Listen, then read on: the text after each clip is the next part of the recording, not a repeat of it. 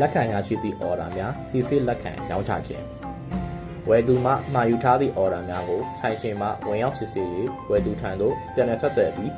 ရောင်းချခြင်းလုပ်ငန်းစဉ်ကိုဆက်လက်လုပ်ဆောင်ရပါမည်မိမိအကောက်ကိုလော့ရင်ဝင်ပြီးနောက်မိုင်ရှော့နေရာကိုနှိပ်ပါအော်ဒါစစ်ဆေးလိုသောဆိုင်အမည်အောက်ရှိ manage နေရာကိုနှိပ်ပါဘက်ဘက်မီနူရှိအော်ဒါနေရာကိုနှိပ်ပါဝယ်ယူသူမှာယူထားသည့်ကုတ်နေရာရှိကုတ်နံပါတ်ကိုနှိပ်ပါထိုအခါအော်ဒါ၏ဒီတေးချက်လက်များကိုမြင်တွေ့ရမည်ဖြစ်ပါသည်အချက်လက်များစစ်ဆေးပြီးပါက attach status နေရာကိုနှိပ်ပါ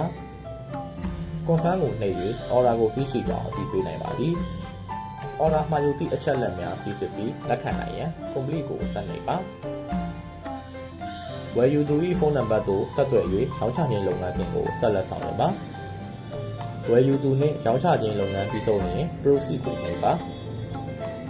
အော်ဒါလက်ခံရောင်းချခြင်းအောင်မြင်စွာပြီးဆုံးပြီဖြစ်ပါသည်